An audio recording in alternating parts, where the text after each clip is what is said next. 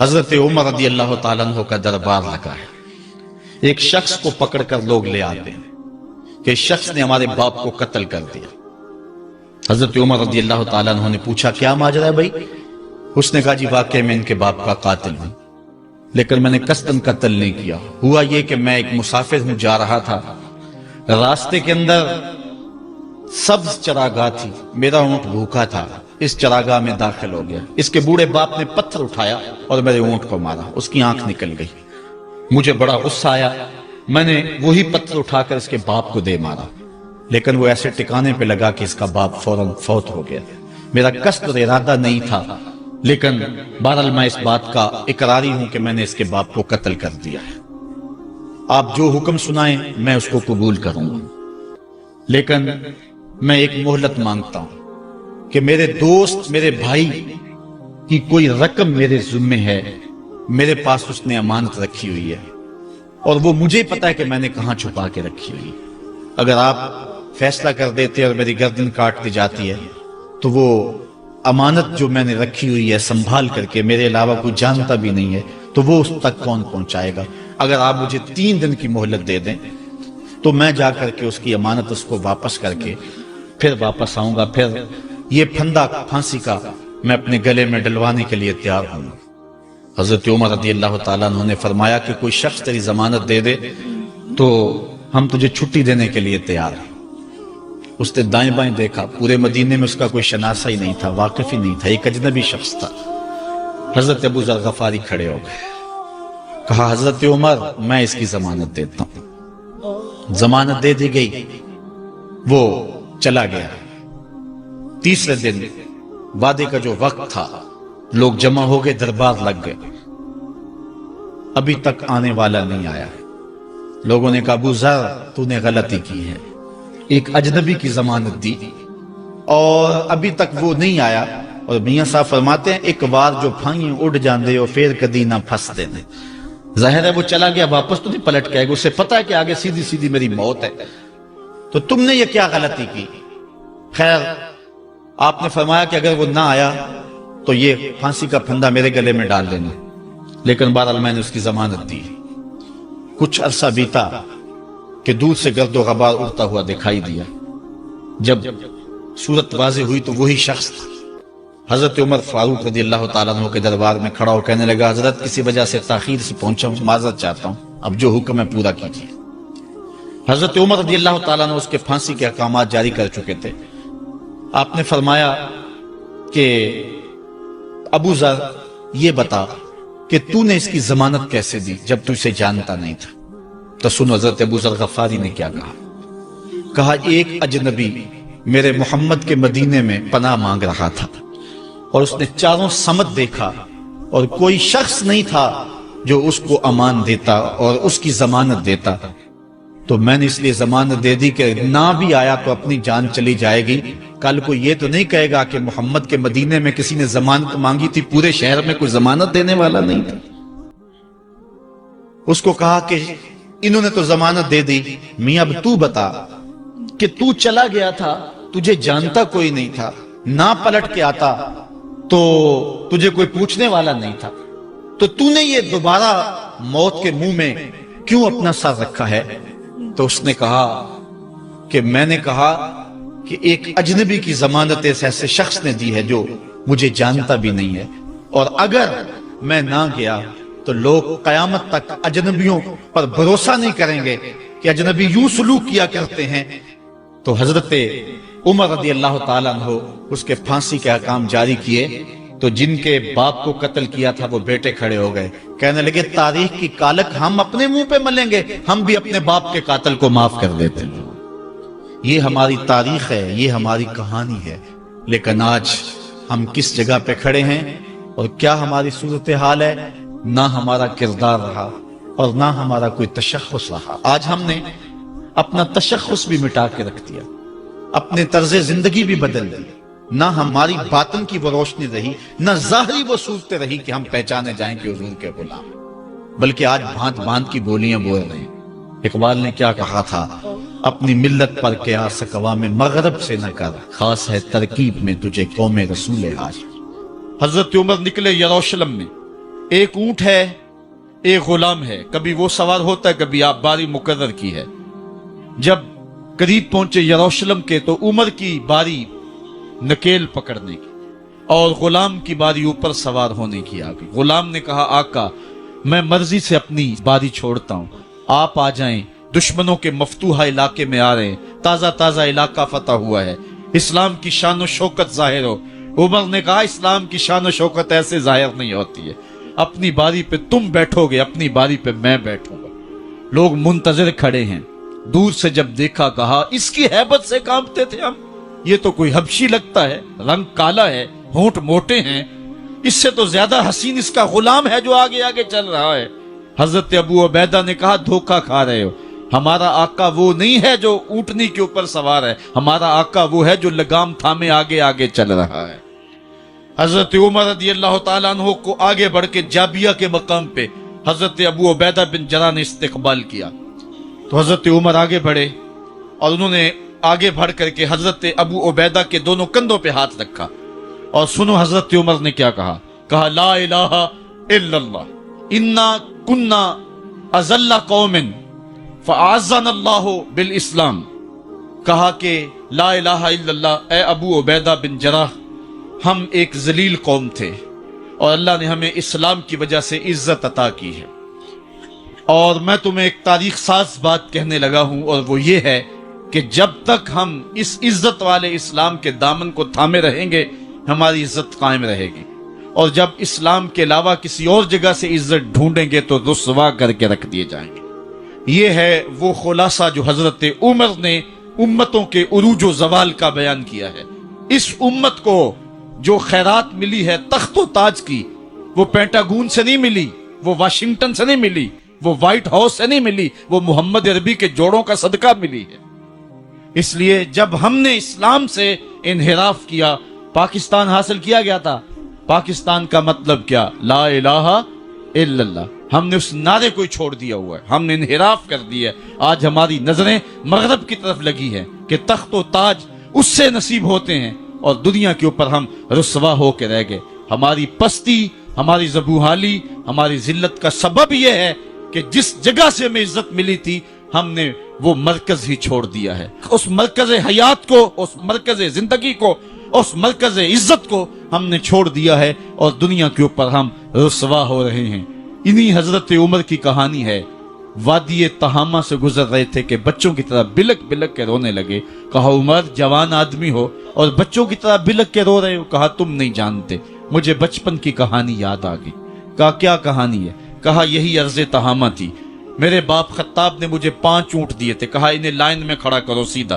میں آگے والا سیدھا کرتا تھا، پیچھے والا ٹیڑھا ہو جاتا، پیچھے والا سیدھا کرتا، آگے والا ٹیڑھا ہو جاتا۔ میرے باپ خطاب نے مجھے بڑا مارا۔ کہا ایک عرب کے بیٹے ہو کے تم سے 5 اونٹ لائن میں کھڑے نہیں ہوتے؟ کہا ایک زمانہ عمر پہ وہ تھا کہ اس سے 5 اونٹ لائن میں کھڑے نہیں ہوتے تھے، اور آج شرق سے لے کر غرب تک 23 لاکھ مربع میل کی حکمرانی اور انسان بھی لائن میں کھڑے ہیں۔ یہ محمد عربی کے جوڑوں کا صدقہ نہیں ہے تو اور کیا ہے؟ عمر سے تو 5 اونٹ لائن میں کھڑے نہیں ہوتے تھے۔ تو یہ عزتیں، یہ تخت و تاج، یہ حکومتیں ہمیں حضور کی دہلیز سے ملی۔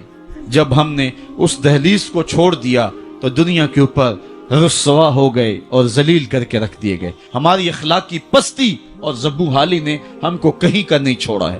دامن رسالت ماپ کو چھوڑ دیا ہے، پھر رسوائیاں مقدر نہیں ہوں گی تو کیا ہوں گی؟ آئیے ابھی بھی موقع ہے، توبہ کا دروازہ بند نہیں ہوا، رب سے بھی معافی مانگ لیں۔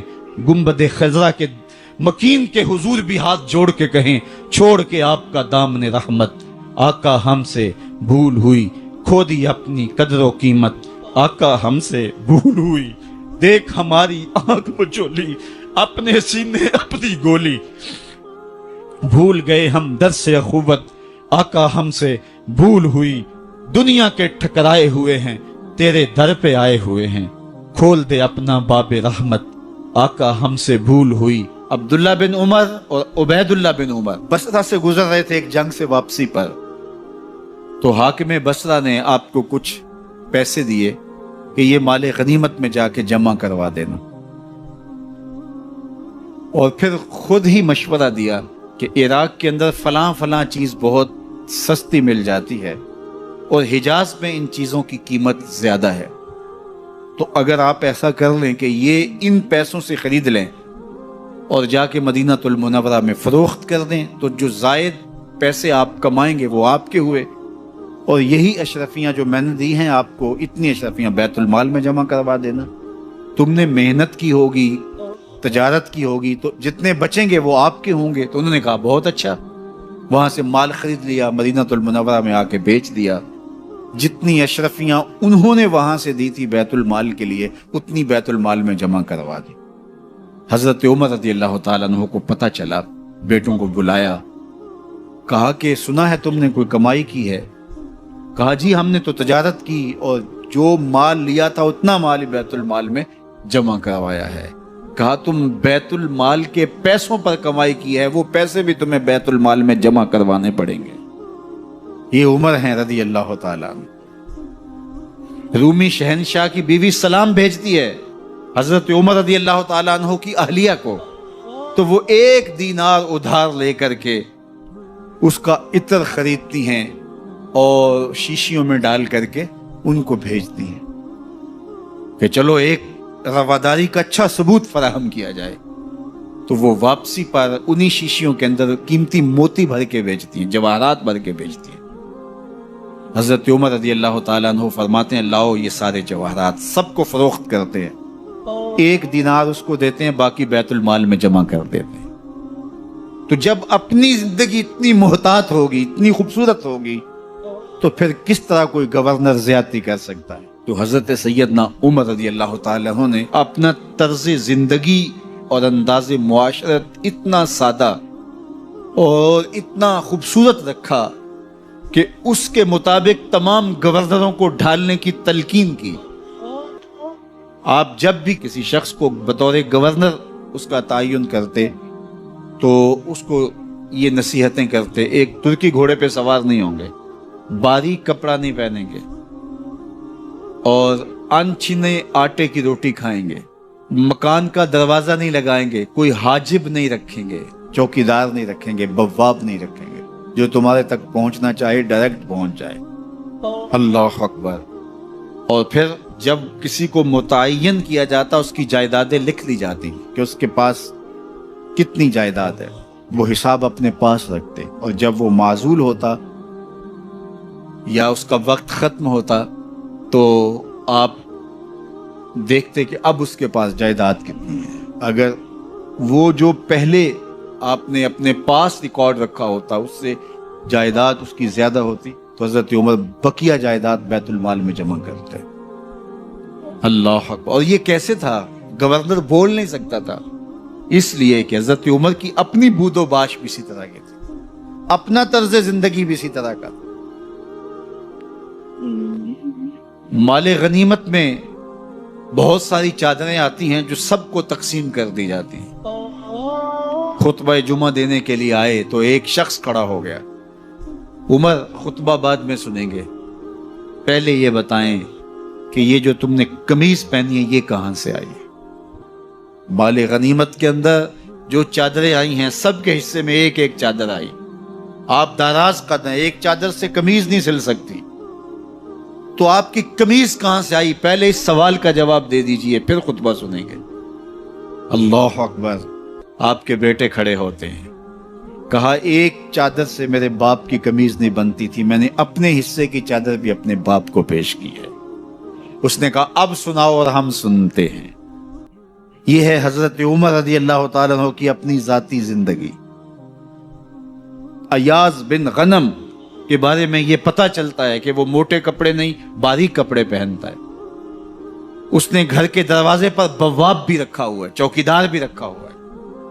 تو حضرت عمر رضی اللہ تعالیٰ عنہ محمد بن مسلمہ کو بھیجتے ہیں، محمد بن مسلمہ جاتے ہیں اور جا کے تحقیق کرتے ہیں تو ایسا ہی پاتے ہیں، تو ان کو وہیں گرفتار کر کے لے آتے ہیں اور حضرت عمر کے دربار میں پیش کیا جاتا ہے۔ چھڑی اس کے ہاتھ میں دے کر فرماتے ہیں جاؤ تم بکریاں چرایا کرو، تم گورنری کے لائق نہیں ہو۔ ایک گورنر کو بکریاں چرانے پہ لگا دیتے ہیں اس لیے کہ تم نے ان اصولوں سے، ان ضابطوں سے انحراف کیا ہے جو ایک سلطنت کے ذمہ دار کے لیے لازم اور ضروری ہیں۔ دور موجود کے حکمرانوں کو چاہے وہ عرب کے حکمران ہوں چاہے وہ عجم کے حکمران ہوں، اگر وہ اسلام کا نام لیتے ہیں تو انہیں اپنے اعمال کا جائزہ لینا ہوگا کہ ہم کھڑے کہاں ہیں۔ حضرت عمر بن عبدالعزیز جو کہ اموی خاندان کے چشم و چراغ تھے، لیکن ان کا مزاج سب سے ہٹ کے تھا، انوکھا اور نرالا تھا۔ سلیمان نے ساری زندگی تخت و تاج کی بسر کرنے کے بعد سوچا کہ میں ان کو اپنا نائب بناؤں۔ تو خیر جب ان کا انتقال ہوا تو لوگ دمشق کی جامع مسجد میں جمع ہوئے اور وصیت نامہ پڑھا گیا۔ تو حضرت عمر بن عبدالعزیز کھڑے ہوئے، فرمایا لوگوں نہ تو میری منشا تھی کہ مجھے خلیفہ بنایا جائے اور نہ مجھے اس بات کا علم تھا، یہ میری منشا اور آپ لوگوں کی مشاورت کے بغیر کیا گیا ہے، میں اس سے دستبردار ہوتا ہوں، آپ جس کو چاہیں اپنا خلیفہ مقرر کر لیں۔ تو لوگوں نے کہا آپ ہی ہمارے امیر ہیں، آپ ہی ہمارے خلیفہ۔ تو آپ نے فرمایا کہ جب تک اللہ کی اطاعت کرتا رہوں تب تک تمہارا خلیفہ۔ اور پھر آپ نے حکم نامہ جاری کیا کہ میری جتنی جائیداد ہے ساری بیت المال میں جمع کر دیجیے، اور جتنے بھی اموی شہزادے تھے ان کی جائیدادیں جو لوگوں کی ضبط کی ہوئی تھی سب کو بھگ کے صدقات ضبط کرنے کا حکم نامہ جاری۔